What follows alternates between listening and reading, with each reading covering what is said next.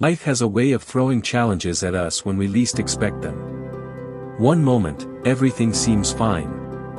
The next, we're caught in a storm we never saw coming. Maybe you're facing criticism from people who misunderstand you, going through a difficult season, or carrying burdens too heavy to bear alone. We've all been there, standing in the middle of life's storms, wondering which way to turn. Today, we explore a story from ancient times that speaks directly to these human experiences, a story about a man named David who faced overwhelming circumstances and found hope and strength to keep going. This is the story of Psalm 7. To understand Psalm 7, we need to meet the man who wrote it. David would become one of Israel's greatest kings, but before he wore a crown, he was a shepherd boy, small, overlooked, underestimated. Before fame, he spent years running for his life, hiding in caves, fleeing from enemies, facing impossible situations. It was in this world of uncertainty that David learned something that would change everything. Psalm 7 was written during one of David's darkest chapters. Imagine, you're living honestly, doing right, and suddenly people spread terrible rumors about you, lies that simply aren't true. That's what happened to David. A man named Cush made false accusations against him. Have you ever been falsely accused? That feeling of being misunderstood, of being judged harshly by those who don't know your heart. David felt that pain, and he brought it to God. Here's what David did when facing this painful situation. He didn't lash out or try to defend himself to everyone. Instead, he looked upward and prayed, "O Lord my God, in you do I take refuge. Save me from all my pursuers and deliver me." David wasn't claiming to be perfect, he was simply saying, "God, I'm running to you. You're my hiding place." When life gets hard, we don't have to face it alone. God invites us to bring our struggles to Him. He is not distant or unconcerned. He is a refuge who welcomes everyone who seeks Him. But David went deeper. He was willing to be completely honest with God. He prayed, "If I have done wrong, if there is wrong in my hands, let the enemy pursue my soul." David wasn't saying he was guilty, he was saying, "God, you know the truth about my heart. Examine me. I'm not afraid of what you'll find." In a world where we quickly defend ourselves and slow to examine our own hearts, David's words are revolutionary. He trusted God to see what others couldn't see. When David prayed these words, he walked through a door, the door of God's refuge. Throughout the Bible, God is described as a safe place where we can run when everything else falls apart. Not because life becomes easy, but because we don't have to face challenges alone. The door is always open. God is always waiting. All we have to do is walk through. David then made a surprising request. He asked God to judge.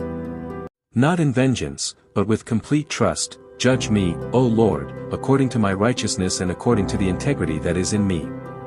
David wasn't afraid of God's judgment because he knew he had nothing to hide. He had lived with integrity. God is not like human judges easily swayed by rumors. After asking God to judge him, David examined his own heart. This is something we avoid. We don't want to look closely at ourselves, to face our flaws and mistakes. But David was willing to ask hard questions. Have I done wrong? Have I harmed anyone without cause? Self-examination isn't about self-condemnation, it's about honesty. Being willing to see ourselves clearly so we can grow. There's something about watching the sun break over the horizon that fills us with hope. After a long night, light always comes. David understood this. Even in darkest moments, he believed dawn would come.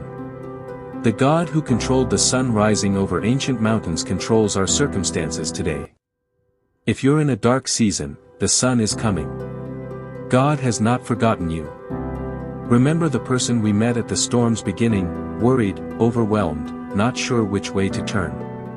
Look at them now. The storm may not have disappeared, but something has changed.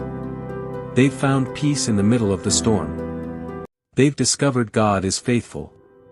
This is Psalm 7's offer, not everything becoming easy, but perspective changing, trust deepening, peace found even when circumstances remain. The Lord is my rock, my fortress, and my deliverer. A rock is solid when everything shifts. A fortress is safety.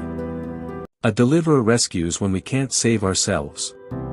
This is who God is to those who trust him. Before David was a king or warrior, he was a shepherd, a boy watching sheep on hillsides. Shepherding taught patience, waiting, protecting what was entrusted. These quiet years prepared him for everything to come. If you're in a season of waiting, God is preparing you too.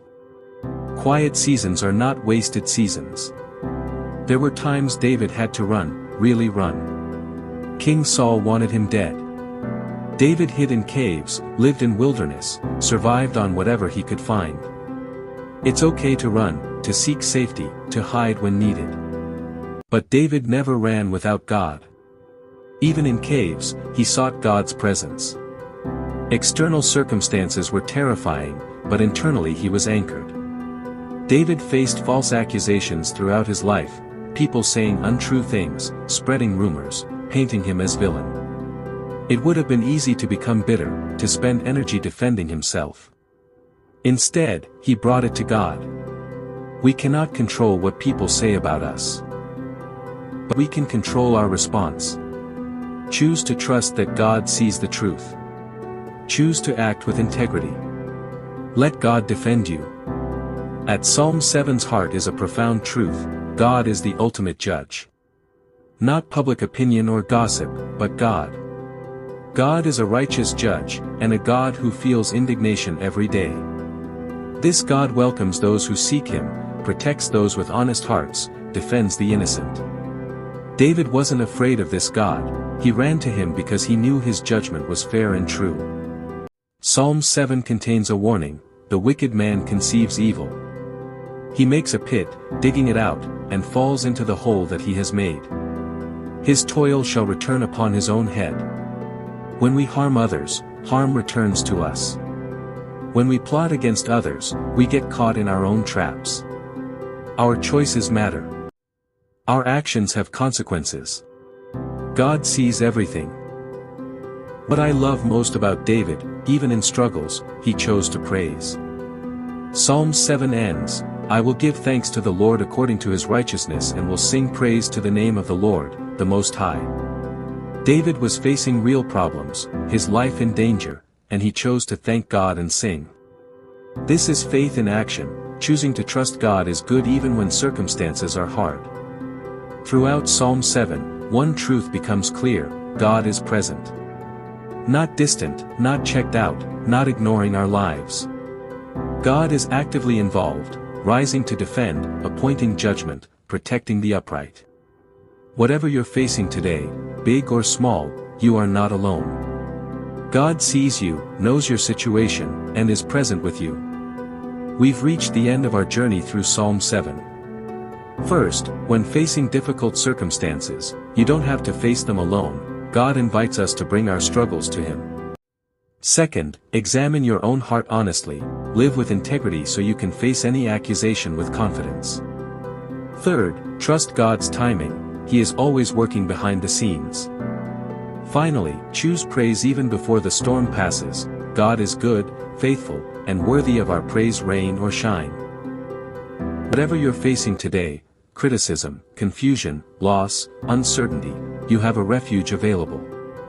The God who protected David is still the same today, faithful, loving, ready to be your refuge. You are seen. You are loved. You are held. The Lord is my rock, my fortress, and my deliverer. Psalm 18 verse 2. Thank you for spending these last few minutes with us. If Psalm 7 brought you comfort today, if it gave you a new perspective or renewed hope, we invite you to stay connected. Subscribe to our channel and be the first to discover new videos that explore timeless wisdom for modern life. And if this message touched your heart, consider sharing it with someone who might be searching for the same peace and encouragement you found today. In a world that moves too fast, let's slow down together, learning, growing, and finding strength in stories that have stood the test of time. We're glad you're here. We'd love to see you again. subscribe, share. Stay with us.